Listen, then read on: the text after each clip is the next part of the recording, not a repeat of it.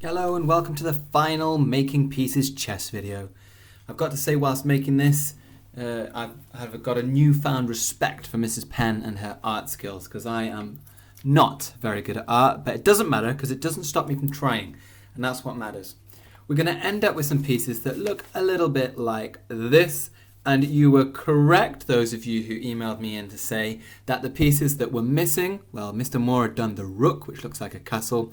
We were missing the knight, and the knight, don't forget, is one of the most unusual pieces. It's the only piece that can jump over pieces.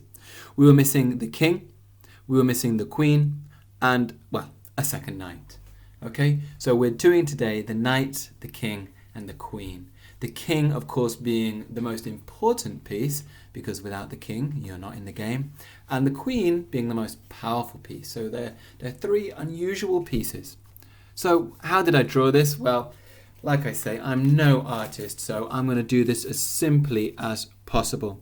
Okay, and we're going to start with the knight, which I think is the hardest one to do. We kind of need a little horsey's head. And to be honest, you may do this much better than I do. But I give him a tiny little nose and a mouth like this. I'm then going to go up to the top for his head. I'm then going to come down at the side, and there's the base. And then look, I'm going to go up again here for the top of his head and down to the side. Give him two little ears, give him a little eye. Now, I appreciate that doesn't look much like a horse, but we want something that looks a little bit similar to that.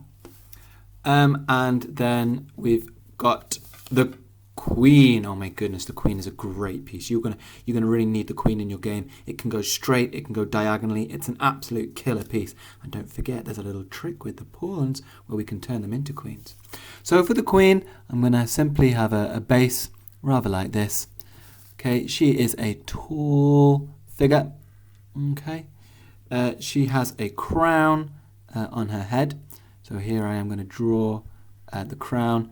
Remember, the crown has the spiky bits, and I'm going to give a little, just a little gem on the top of her crown. And that's my white queen done.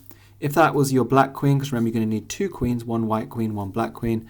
For the black queen, I'm obviously just going to shade her in so that it's more obvious that she's the black queen. And then king, a similar thing I'm going to do.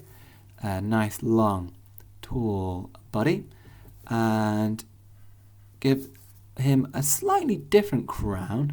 On the top of his crown, he's going to have a little cross, a bit like the cross you see on the Union flag or the St. George's flag. So a little cross at the top. I know it's not easy to see on this camera because it doesn't focus in very well, but a little cross at the top. And remember, you're going to need one white king and one black king. And to get your black king, you just draw it again and you shade it in black.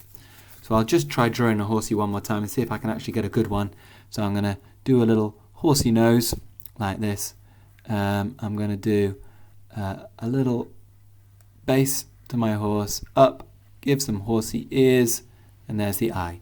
So there's my white horse looking like that. For the black horse, of course, I can shade it in. So you'll need two white horses, two black horses.